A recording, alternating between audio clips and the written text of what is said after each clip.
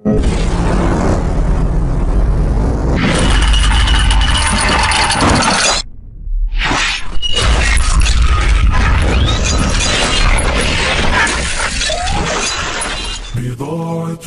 اعتراف بالخطايا ودمع واكف صدقا يسال ننادي حين تختنق الحنايا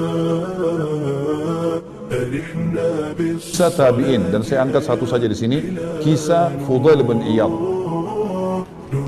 Fudail bin Iyad ini teman-teman sekalian dulunya perampok.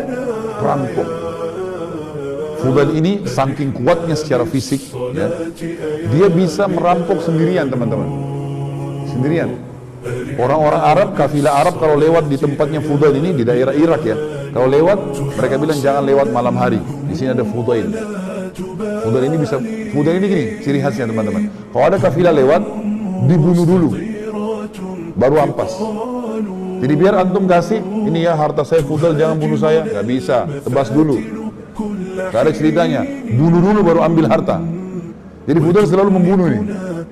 Teman-teman kalau belum tahu tentang kedudukan Fudail teman-teman, sekarang kalau antum baca buku apa saja dalam tazkiyatun nafs, pensucian jiwa, masalah keimanan, masalah taubat, pasti ada namanya Fudail ibn Iyad berkata rahimahullah. Fudail ibn Iyad ini ulama besar sekarang, dikenal. Ini dulu dia awalnya perampok, penjahat besar, bunuh orang, setiap orang lewat dibunuh sama dia. Satu waktu teman-teman sekalian, dia mau masuk ke dalam, dia masuk dalam satu kota, di salah satu kota dekat tempat dia mencuri. Dia mau merampok nih, naik tembok rumah. Dia temukan di dalam rumah itu tuan rumahnya lagi sholat malam dan membaca firman Allah dalam sholatnya itu surah Al-Hadid, surah nomor 57 ayat 16. Bunyinya begini: A'udzubillahi minasyaitonir rajim. Alam ya'ni lil ladzina amanu an takhsha'a qulubuhum li dzikrillah wa ma nazgha minal haqq wa la yakunu kal ladzina utul kitaba min qablu fatala 'alaihimul amadu faqasat qulubuhum wa katsirun minhum fasiqun. Artinya, belum tibakah saatnya bagi orang-orang beriman itu untuk tunduk hatinya mengingat Allah dan kepada kebenaran yang telah turun kepada mereka. Ada Al-Quran, ada hadis Nabi, tinggal belajar, mati masuk surga. Itu maksudnya. Lalu janganlah mereka mengira, jangan mereka menjadikan diri mereka seperti orang-orang yang diturunkan Alkitab sebelum mereka dari Yahudi dan Nasrani. Kemudian mereka berlalu dengan masa yang panjang, tapi mereka tidak mau mengikuti kebenaran. Akhirnya hati mereka menjadi keras dan kebanyakan mereka adalah orang-orang fasik.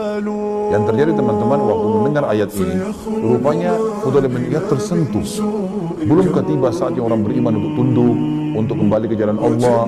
Dia tersentuh. Entah kenapa, dia bilang saya menangis. Fudail bin Iyad menangis. Turun dari tembok itu, enggak tahu mau kemana.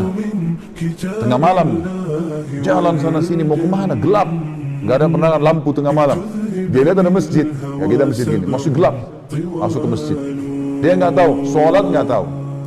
Penjahat ini dulu, nggak ngerti apa-apa. Masuk masjid, duduk depan mihrab, nangis saja.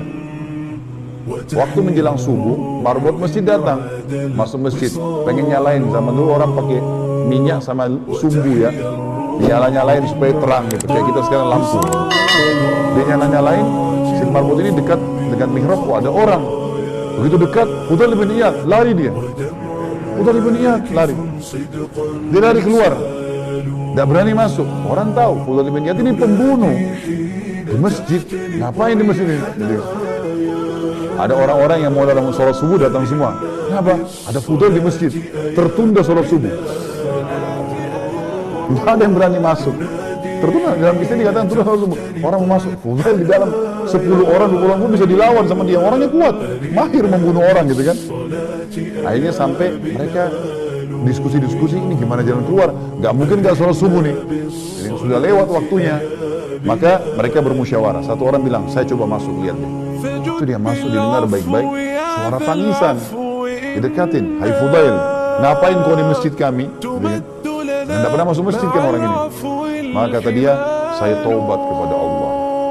Waktu itu lihat ini marbot takbir, Allahu Akbar, Fudail taubat. Orang-orang pada masuk semua, salaman sama dia, pelukan, taubat nasuha. Waktu taubat teman-teman sekalian, mulai hari itu dia baca buku-buku, dia mulai hafal Quran. Umurnya kalau nggak salah itu sudah sekitar hampir 40 tahun lebih. Baru taubat nih. Mulai hafal Quran, mulai baca buku, sampai menjadi ulamanya muslimin. Fudail menjadi ulama muslimin dan terkenal kisahnya. Kalau teman-teman ketik di Google kisah Fudail bin Iyad, keluar kisah-kisah ini. Tentu banyak versinya ya. Ini salah satu versi yang saya sampaikan. Kalau bagaimana setelah taubat dia menjadi ulama muslimin. Dan ini yang dibutuhkan teman-teman sekalian. Setelah kita berbuat salah dulu, taubat nasuha, menjadi orang baik, kemudian kita isi dengan amal-amal saleh, meninggal insya Allah kita akan masuk ke dalam surga. Allahu a'lam.